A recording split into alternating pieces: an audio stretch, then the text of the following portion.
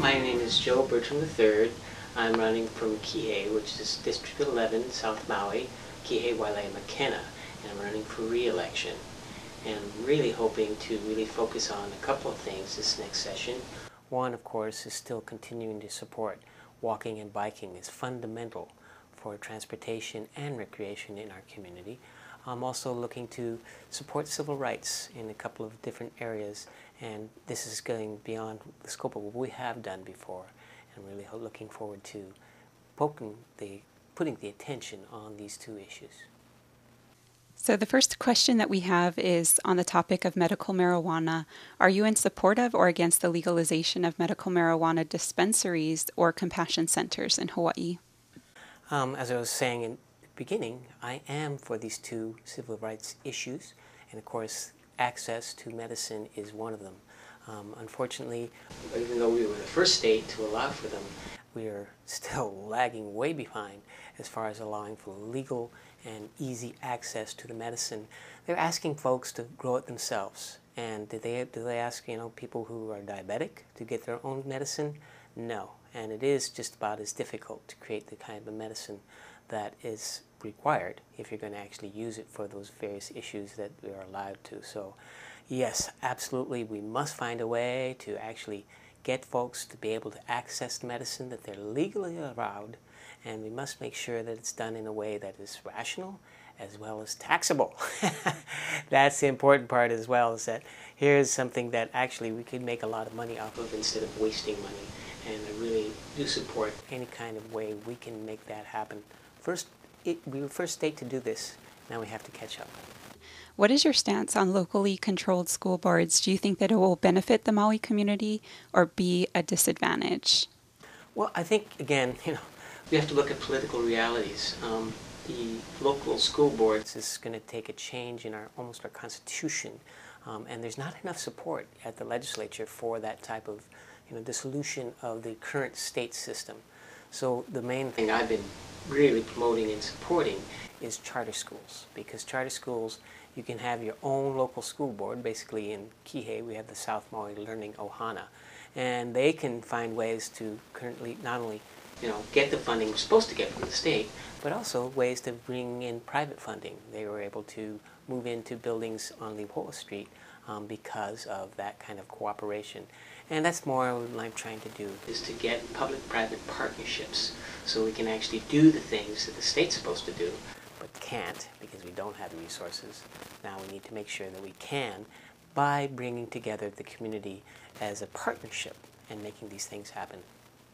On the topic of the Superferry, given the current economic climate, would you support the return of the Hawaii Superferry to help stimulate the inter-island commerce?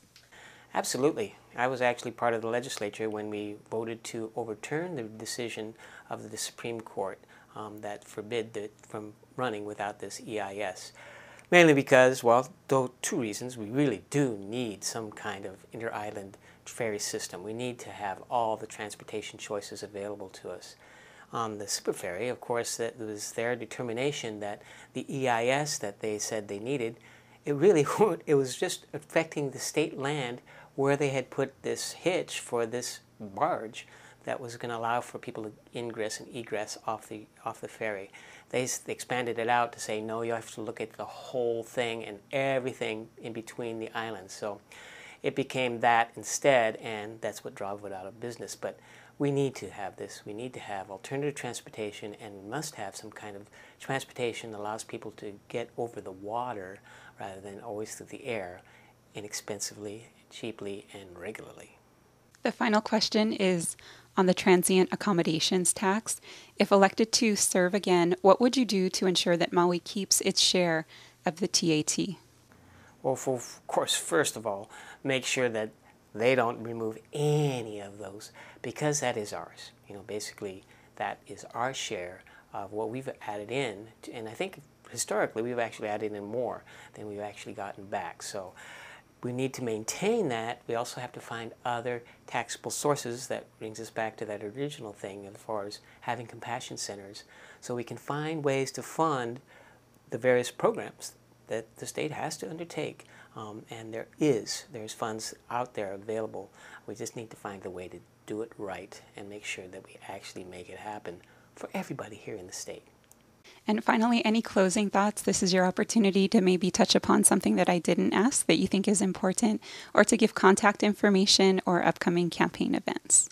Okay, first of all, contact information, of course, is joebii@juno.com. You can also call me, 808-264-0985. And again, I look forward to this coming session that we'll actually be able to address these two issues of civil rights.